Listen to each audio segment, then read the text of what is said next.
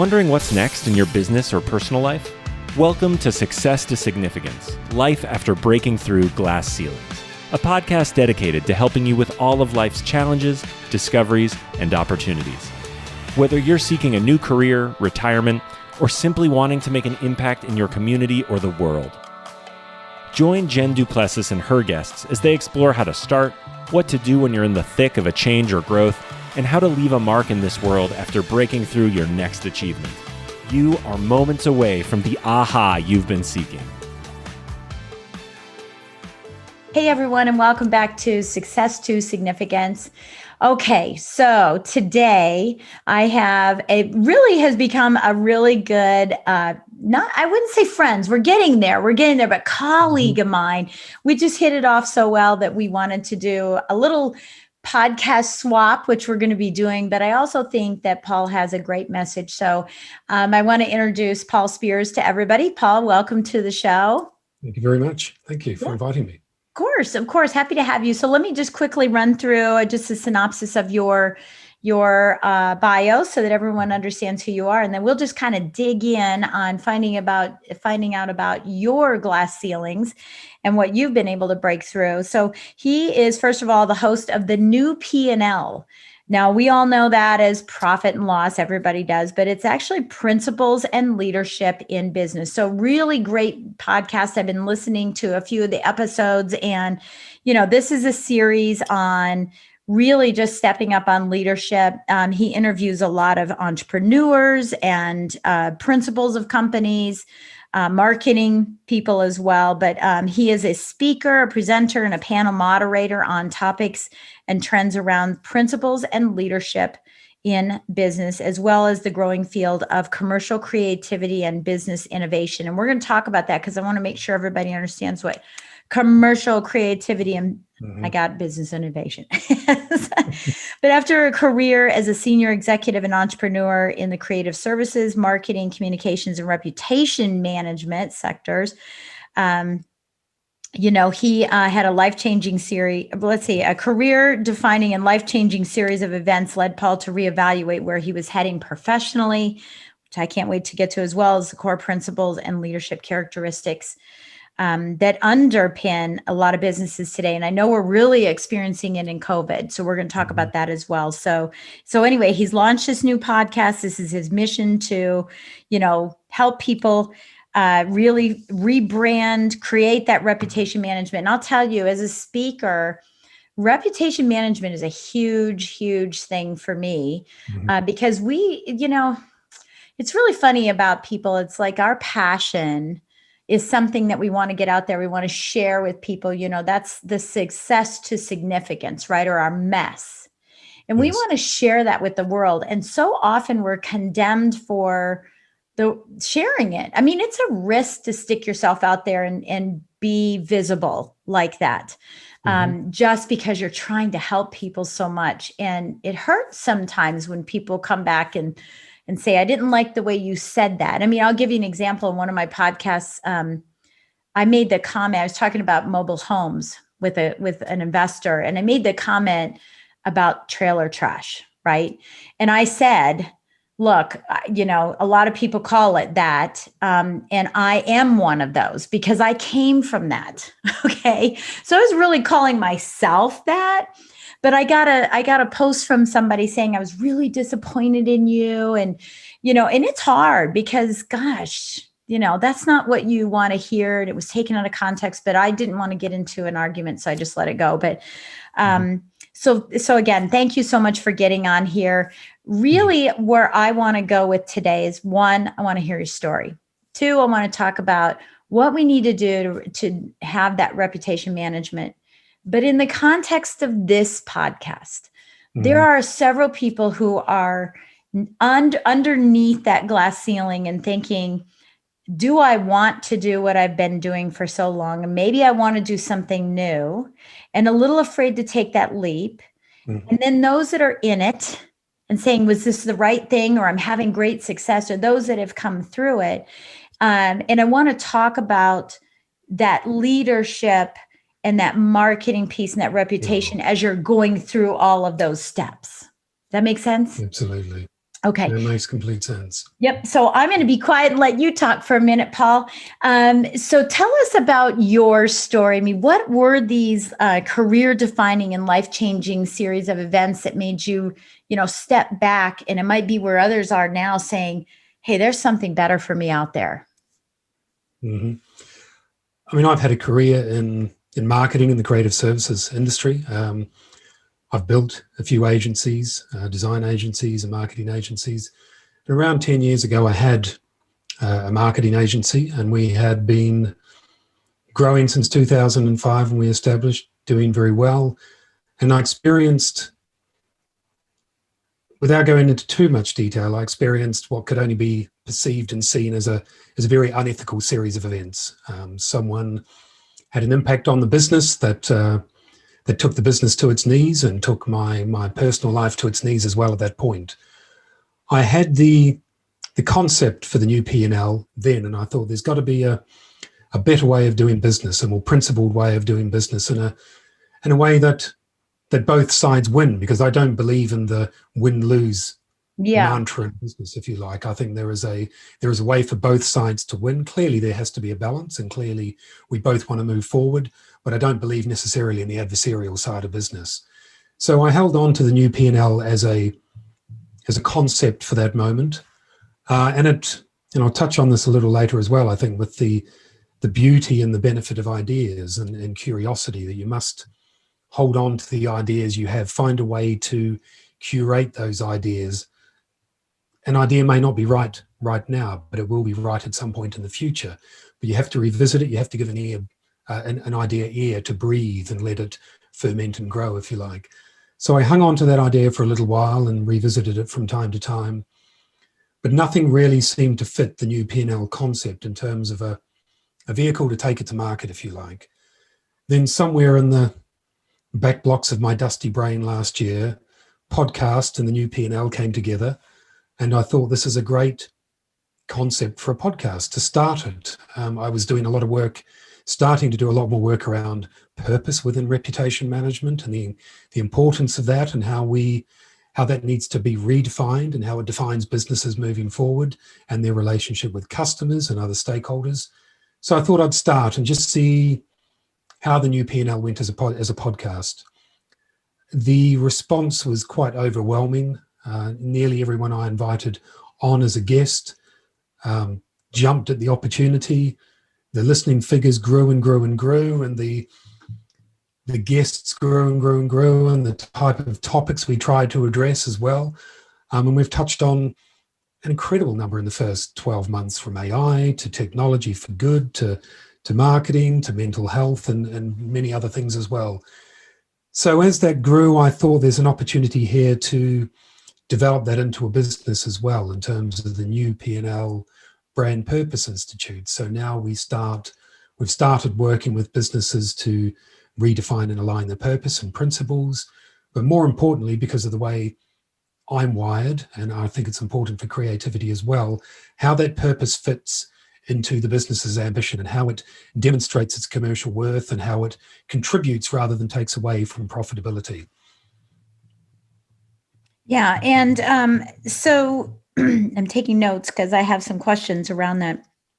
I want to just kind of backtrack just a little bit and address, this, the win-win that you were talking about. Mm-hmm. I think that I've heard people saying, in COVID, and I remember when COVID first came out, it's because, a lot of us, our businesses are doing better than they ever have, while at the same time, mm-hmm. others are struggling tremendously, not just businesses, but individuals, just no money coming in, no job.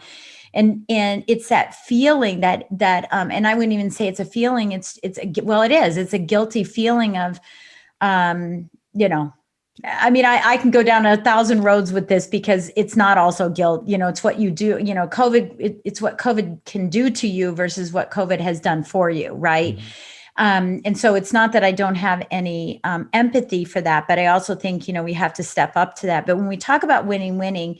And if someone's, listening in and saying, I want to make this shift, but I don't want to be perceived as being someone who's taking advantage of people, what do you tell them? to get them over that hump or break through that glass ceiling? Thing I'd say is what is your motivation for trying to make that next step?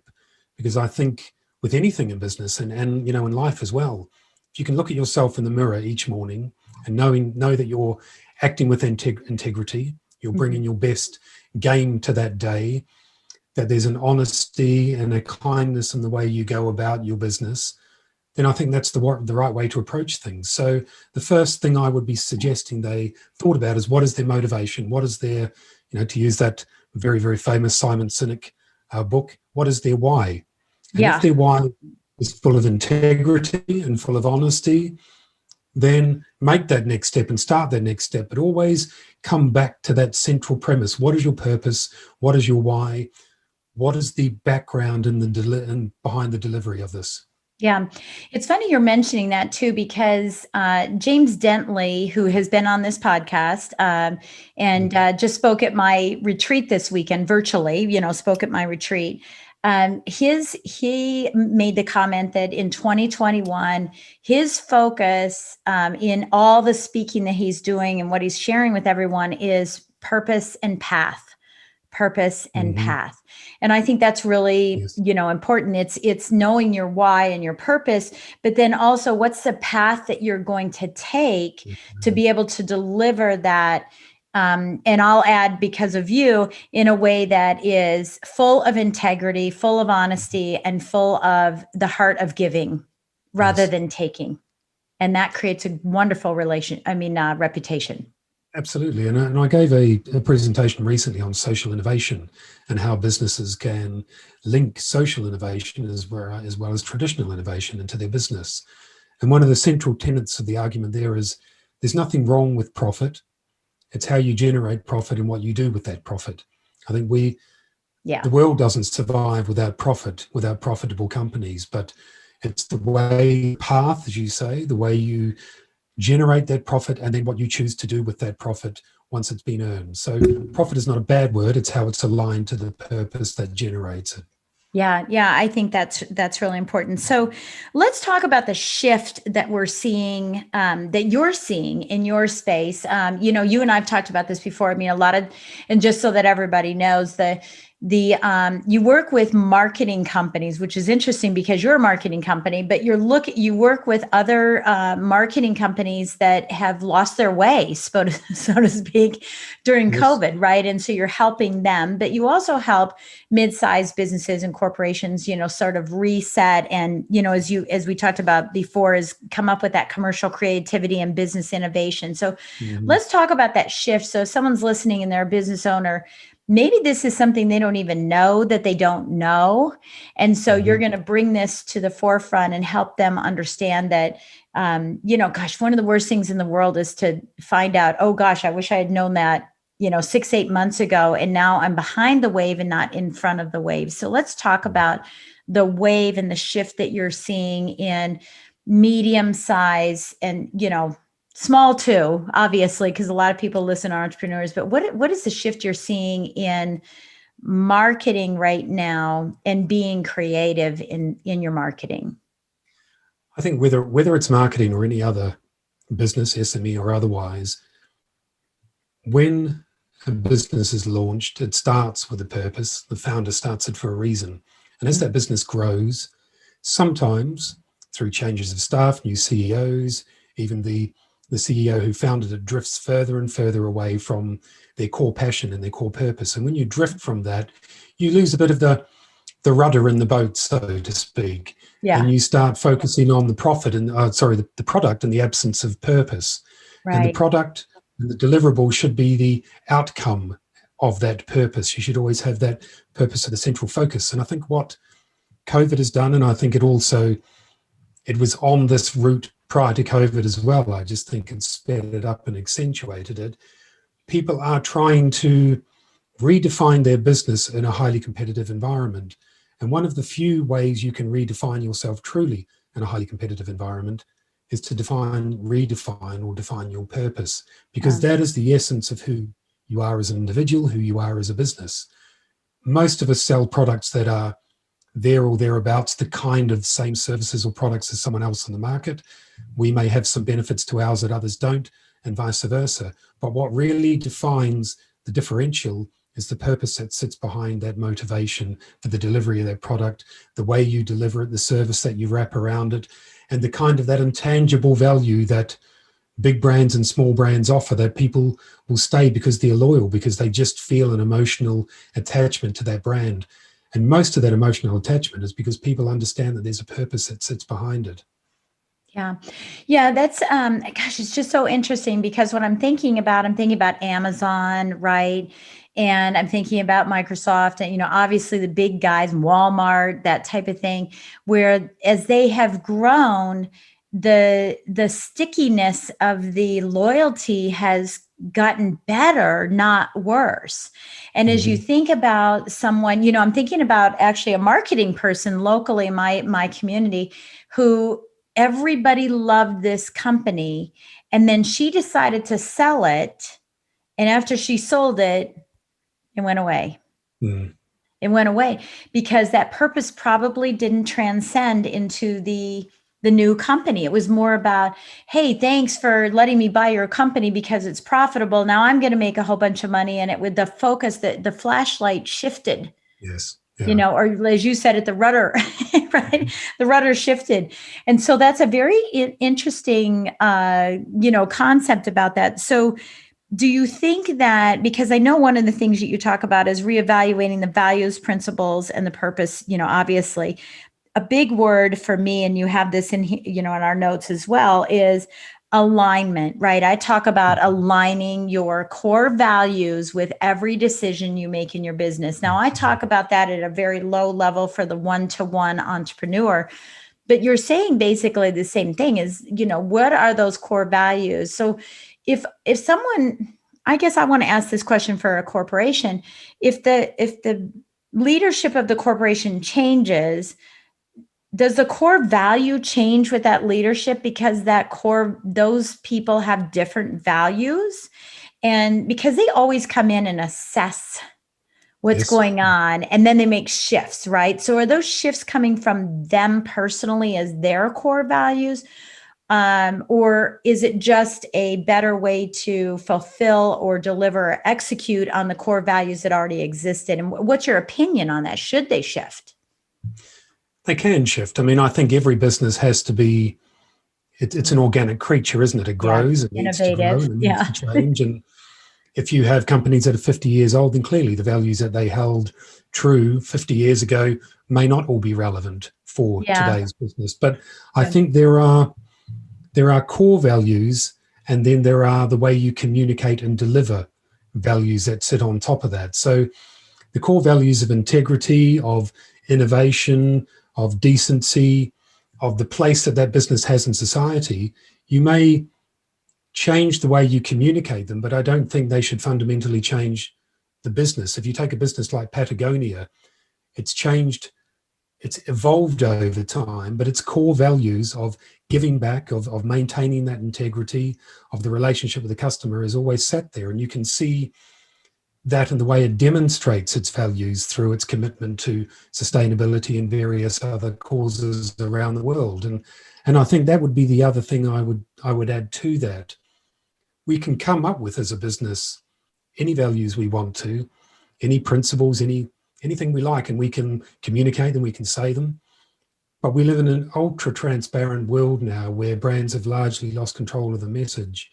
So if we don't walk the talk in terms of our purpose and values, then those stakeholders that we communicate to can very quickly see the imbalance between what we're saying and what we're doing. So it's great to have values, but you have to be able to demonstrate those values day in, day out, and live by those values. Otherwise, they end up, and you'll be familiar with them, and they'll sit on a wall somewhere, and the employees will walk past them every day, and then they won't mean anything to anyone because the impression has only been made on the wall. The impression has not been made in the hearts and the minds of the employees and the brand and those who the brand has a relationship with. So we have to be able to demonstrate it every day. Yeah, I'm smiling. If you're listening and not watching, I'm sitting here smiling because that's where I get back to, what I've said to my clients is, defining those core values and then making decisions based on those core values, like looking to those core values as your mentor, as your little, good angel, bad angel on your shoulder, that every decision should be made based on those. And it's pretty funny how people just don't look at core values, and they just, it's like it's a loose sort of thing. It's like, oh yeah, I have core values. Even when I ask people, what are your core values? I get responses, and and this is the business owner, right? I get responses, family. And I go, well, I don't know. Is that a question? Or is that a true core value that you have here? Put your integrity. Is that a core value? I don't know. Is it? You have to be able to, every single decision has to go back to, am I hurting my family? Am I hurting my integrity if it's principles?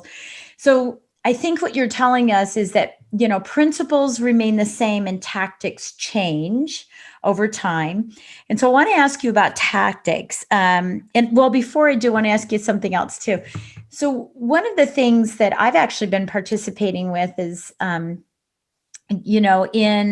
sort of the branding piece of things. And I was presented with and watched, and if you haven't watched this, and I'll put the link in there too, but a YouTube video that Harley Davidson put out. It was actually a commercial that they did. And it's a beautiful commercial. The entire commercial is, we believe, we believe, we believe. And I love, we believe that you can do this and do that. And it really pulls me in and draws me in. And I'm not a Harley person. I don't ride those bikes or I just don't ride motorcycles, but it draws me into, that's a company I want to be associated with. And, I think that is really important, because all they're doing, and there's probably 40 or 50 I believes in that one commercial, or we believes. That means there's 40 or 50 purposes and core values that they have in their business. And so bear with me as I'm explaining this, because then we were shown a construction company that a gentleman had owned for like 30 years. And when you went to his website, it's like, okay, we're a construction company and we can help you this. And it was like all words, right? His son took over the company, and a great company. I mean, you could read between the lines. It was a wonderful company. His son took over the company and put this huge picture of that big bulldozer that when a man stands, he only stands to the middle of a wheel, right? The base. I mean, it's that huge thing. And all it said was, we believe that big boys should have big toys, right? And it was like, oh, we get it. It's still a great construction company, right? And so when I talk about that, and that sort of belief system, my question then leads to, what is the resistance, the struggles? I take a lot of notes when I'm doing this. The struggle, the resistance, or the avoidance that entrepreneurs and business owners have in going to that soft side, or making these changes, or sharing those beliefs and core values. What is the resistance they have in taking that out in the marketplace? I think if you use the Harley Davidson example, which is a great one, they've invested a lot in that marketing campaign, and it's a fantastic strategy. Now, if that isn't represented in the way you go to the store, customer service representative deals with a customer, or the way employees are treated, or whatever it happens to be, then all of that investment means nothing, because those that are experiencing the brand firsthand don't believe, rather than do believe. So I think the challenge with, I guess, not convincing, because my view is, if you have to convince an SME or a manager that they need to have purpose at the core of their organization, they're probably not the right client for us. But some of the resistance comes because it is actually, and can be, hard work to ensure that every week you ask the question about what you're doing with relation to your core values. How is what you're doing this week related to your core values? How are you communicating? How are you walking the talk? What is the customer thinking as a result of that? Sometimes it can be hard work and commitment, but I guess the other side of it is, you have a business with a limited life cycle, because at some point that business without purpose completely loses its rudder, to use that analogy once again, and drifts off, and the competition take over because the competition have a more focused, purposely led business, and they know where they're going and why they're going there. So it may be a bit of short-term pain to realign, redesign your purpose, but ultimately it's got to be more beneficial because you have staff members that understand why they're doing what they're doing. They feel like they're part of a team, they're collaborating, their creative ideas are open because it's a more collaborative culture. And you have an audience that understands what the core purpose of the business is, but also sees that this business is demonstrating its core values and its core purpose in its market, either the way it develops its product, the way it relates to its communities and its stakeholders, or what it does with its profitability. So I think it's hard at the front end, but the long-term benefits are great. Yeah. And I think it is both sides too. When I think about it's, trying to be like everybody else and it's not in alignment with you can be seen a mile away. It's fake, right? Absolutely. Right. So that is like Absolutely. trying to be like everybody else and then having misalignment. And then the flip side of that is having the alignment and not delivering that piece. So it's, it really is a yin yang in this. And so, Yes. so when we talk about, life after breaking through glass ceilings or just breaking through glass ceilings and going, not always going from success to significance, but when we're talking about the core values, it really is making sure that we're significant out in the marketplace. What are some of the results that people can expect? It's like, you can do this, you can get in alignment, you can, deliver on that. And what are some of the results that some of your clients see? Or, and I'm not asking like they went up, 300% profit or anything like that, but when someone wants to break through this and say, man, this is a tough ceiling to break through, when I want to break through that, what's on the other side for people? What kind of experiences can you share? I mean, I think key to that is setting, and this is what we do, we set the expectation of what the client hopes to achieve from this right from the outset. So, we're talking about alignment. So their alignment and my alignment of what can be achieved with this is in sync. In terms of what can be achieved, we set the ambition in terms of if, let's say, as an example, and I had this recently, we had a business that had high staff turnover, and the business owner couldn't really get to the bottom of why people were leaving. So we conducted surveys, we looked at what the challenges were within the business and uncovered various issues that the MD wasn't really aware of because he was perhaps one step removed from the day-to-day operating of the business, if you like. But people were becoming disengaged and disenfranchised very, very early in the piece. So they treated it as a job because you need the money, you pay the mortgage, but there was no personal investment in that job from many of the staff. Yeah. So we worked with them to implement a program over a period of time, and they've seen a definitive decrease in their turnover. Now, there are a number of costs with the decrease in turnover of staff. You don't pay recruitment costs to bring the next people in. You don't have a dip in productivity as the next person learns, and so on and so on.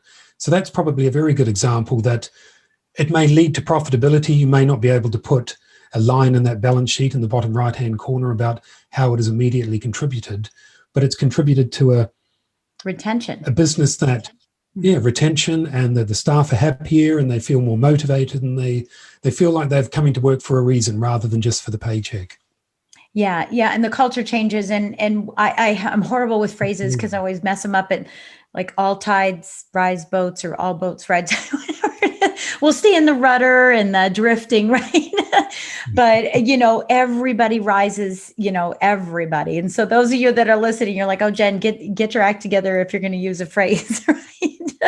But all tides rise boats or all boats rise tides. And, and I think that's it, is that it then becomes a joy to coming to work and everyone helps everyone. And, and I think that that's a really key piece of that too. So as we kind of close up here today, Paul, in the time that we've had together, I know that you have a little offer that you want to give everybody, or give someone here, and it's that you offer 3 30-minute brand purpose consults every month. So how do we, how are we going to be able to get that from you? So I'll put the link in here, obviously, if someone wants it, but yeah, absolutely. So tell us a little bit about that. Yeah, absolutely. So it's I'm offering 3 30-minute consultations, one to each of 3 of the listeners today.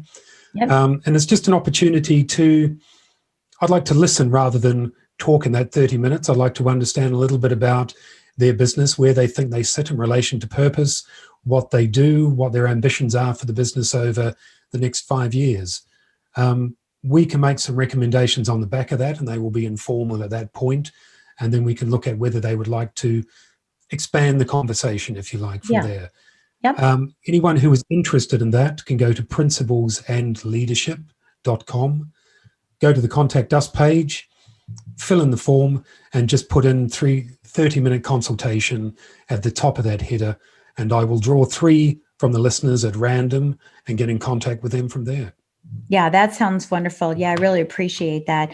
And yeah, so you have that, and of course we'll have all the links below so that everyone can reach out to you and listen to your podcast as well, because this is just a tip of this. And so I would say, if you're an entrepreneur and you're listening in and there's like this vacancy or the disconnect in your ability to attract clients, rather than, always call it pushing a rope. Sometimes it feels like you're pushing a rope, right? And rather than drawing clients in, I should say a line, if we're going to stay in the boat world. But it's like pushing a rope, and we want to be able to draw that line in, and attract people into this. Then definitely head over to his podcast and start listening in and catch up on some of the other episodes that have happened over the last year, to see what else you might be missing in this, and definitely get in touch with Paul. So Paul, let me ask you this. Is there a quote or a book? So I'll give you both sides, a quote or a book that is a mantra that you live by that is in alignment with what we've been talking about that you'd like to share? There's not a specific book or mantra. I think keep curious is my mantra, because I think that is I touched on it earlier on with the new P&L. You've got to let ideas breathe. You've got to curate them. You've got to keep them. You've got to revisit them. Ideas are the essence of all innovation, and innovation is the essence of all business. So we need to get back, whatever stage we are in business, to thinking about ideas, but particularly keeping those ideas and looking at them in the future. Some ideas might not be right for right now, as I said earlier, but they will be right at some point. And I gave an explanation to someone a few weeks ago, a friend of mine, about the new P&L. I'm in my early 50s now. I've always felt I've been in the right field in my business, and that's a literal and a figurative field. It's a rugby field or NFL field, but I've always felt I've been looking the wrong way. And at some point last year, with the podcast and the new P&L, I turned around and I saw the goal that I was supposed to be running towards. Now, in my early 50s, I'm probably going to be running a lot slower than I was at 25, but at least I know where I'm running now. And, we've just got to keep pushing there's always a better tomorrow. We've got to keep pushing towards that goal, but that goal will come from ideas and creativity. And you need curiosity to keep that going.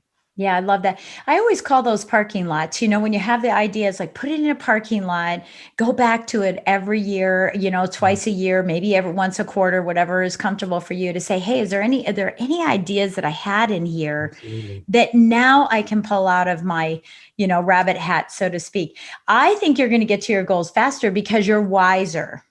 Yeah, well, that's maybe. It's not a physical movement. It's here. Yeah. Well, again, I want to say thank you so much, Paul, for taking time with us today. And I know that we're going to continue, and I owe you some emails. I know that some introductions and things like that, but I'm so excited to have met you, and I'm so excited that our relationship is continuing to blossom over time. And my hope is that many, many people who have listened to this podcast want to go to your podcast and listen in and want to engage with you to bring on this it's not really a new method, but I think it is. I mean, to me, it's a new revisit of it, a new way of thinking about our businesses, and not going sort of the old way through here, but saying, you know what, maybe we need to slow things down a little bit, take a step back, reset, and deliver in a new way than we ever have before. So I'm so excited that you're bringing this to the world. Thank you so much for joining me today. Thank you very much for the opportunity. Absolutely. So again, I want to thank you everyone for listening and taking time from your day to listen in on something that I hope I brought value to you today as well. So please take a few minutes to write a review for us. Give us a rating, a good rating, a 5-star rating. And we will see you next time on Success to Significance, Life After Breaking Through Glass Ceilings. You've been listening to Success to Significance with Jen Du Plessis, the #1 podcast for people wanting to give more value and make an impact. Loved this episode?